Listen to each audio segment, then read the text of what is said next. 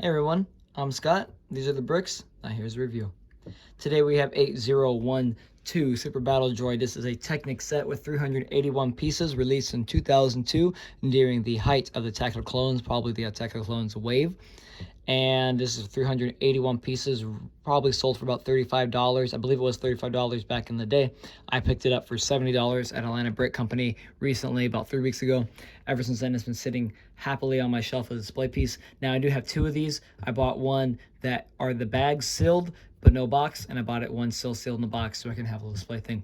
I also believe the set itself is a display piece. You can tell that there probably isn't much playability in it. I think the arms might move, but that's about it. It does look great, and I'm just making up on lost time by building this set. Wanted it as a kid, and now I finally got it. And let's look at this box some more. We have some Geonosis body art on the back, which is obviously the Battle of Geonosis when we were introduced to Super Battle Droids. On the back here as well, we have some of the functionality and playability of the figure. You can tell that we have the arms probably move around. They probably come off like that. I'm saying probably because I haven't actually built it. I've seen it a few times, and this is going in blindly. But I really hope that it does all that, because it does that in the movie, especially when they're introduced in the Battle of Geonosis, when they first come out and they hit that battle droid in the scene. It's great. I love Super Battle Droids. I think they're awesome. And it's just nice to have the set. I do like these two images in the back. You do have some still images or some concept art of the Super Battle Droid right here, which is really weird for us to have it. Kind of looks like something you would see on a trading card. And then you have a CGI rendering of the Super Battle Droid on this side, which is actually kind of interesting. I love the Star Wars fan club logos and the Lego fan club right here. I was a member of both. I got the magazines and I was a part of Hyperspace. It was really cool, but I never actually bought the, I think you had to buy the membership and you got like a signed thing from George Lucas or whatever. I never did that, didn't have any money for it as a kid, but I was a member of the fan clubs. And like I said, this was released during the Tactical Clones line, so you do have some more sets on the side. The always epic LAAT, which is a crowd favorite and my favorite Star Wars set. One of my favorite Star Wars sets, one of my favorite Star Wars vehicles. You have that with Jedi Bob, which is wonderful. You have also 8012 again, here's the Battle Droid.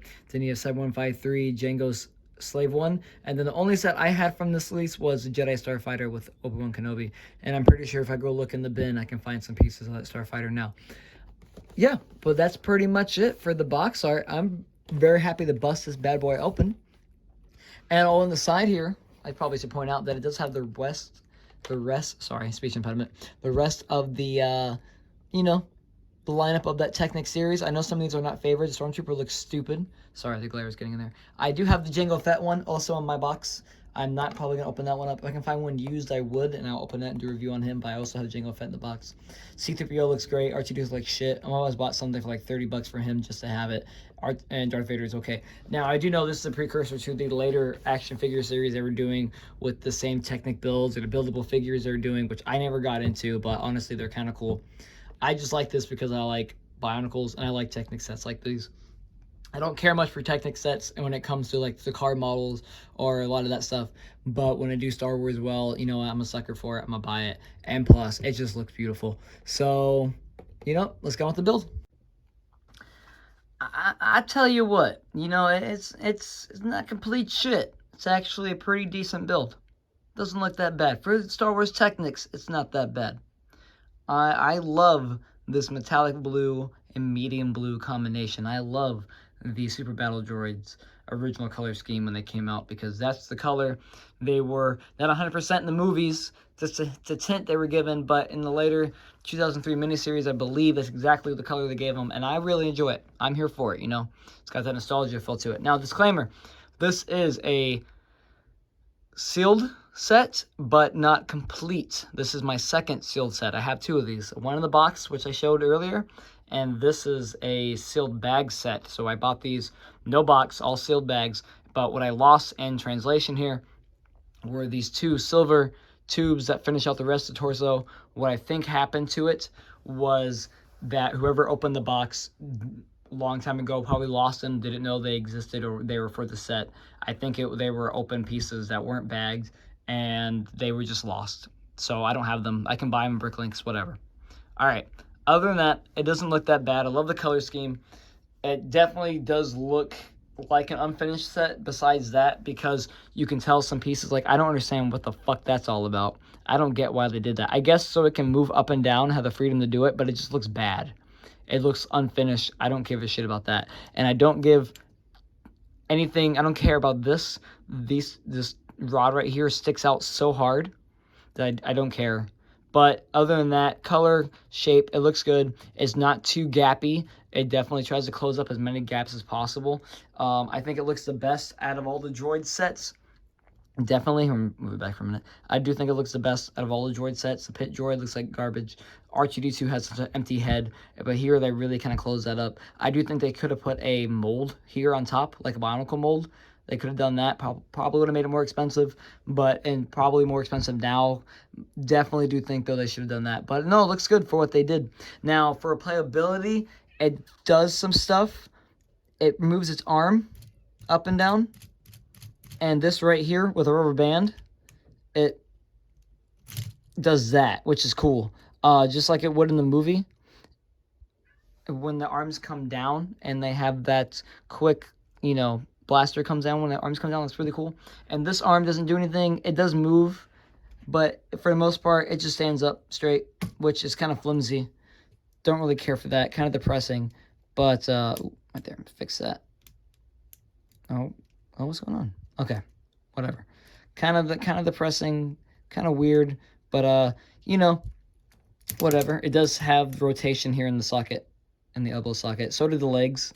The legs can bend, which I do love the bendability and the posability with this. You can probably do a lot of poses with these, especially if you're gonna collect it. But I'm gonna let it just be standing up for right now. I'm not gonna mess with the arm. Yeah.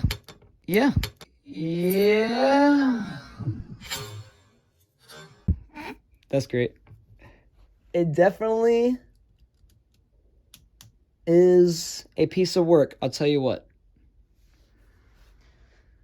I don't know if it's just how it was designed or the way that, I built it, but it is definitely something, a piece of work. Now, what I can say is that I did have to rebuild this torso a lot because the torso took a while. And the reason why it took a while is because we have these two pieces here that I had to, I kept getting very confused about in the instructions because it was kind of hard to read, and they didn't have much of a differentiation on the color scheme. So a lot of these pieces got mixed up, and I was overusing them or not using enough. So it mixed everything up, and that's what made that a nightmare to build. But the arms and legs I totally enjoyed. I think you would too. I don't really care for Technic sets, so for me, this was just kind of like, good grief, I have to do this thing. But actually, it got fun as it went on. I don't like this little fupa come in here.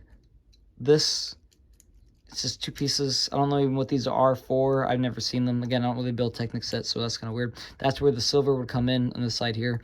And right here in the back, it's really cool. You have this little spine piece right here that can bend in and out, and then you have the lever to move the arm. Now, for playability, it is a figure, so I guess you would play with it. There's not much you can do with it because they didn't really release any figures to play around with it. They have the Jango Fett, but what is the Jango Fett? And he didn't fight these in the movie, so it's kind of pointless.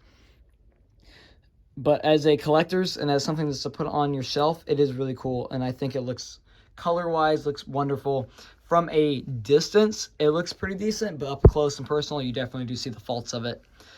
I would recommend buying it if you see it and you have some spare change.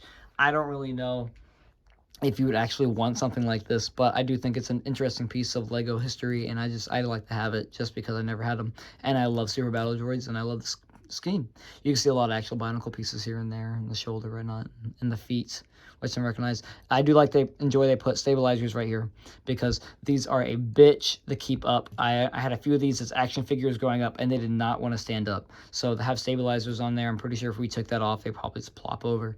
Now it is pretty stable right now. The hips don't move. It's pretty just the only thing that can really move are the legs and whatnot, which do look pretty good in the side view.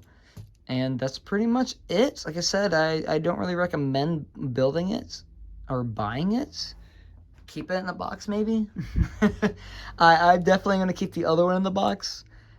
it was just a hassle. It's just, I don't know, it's just not good. I'm very happy these 2002 rubber bands didn't break. They do give you like 4 of them, which is great. I'm happy the time didn't do, you know, that much evil to them. And I did take a big whiff of this sweet 2002 Air, or 2001 Air, whenever they packaged this.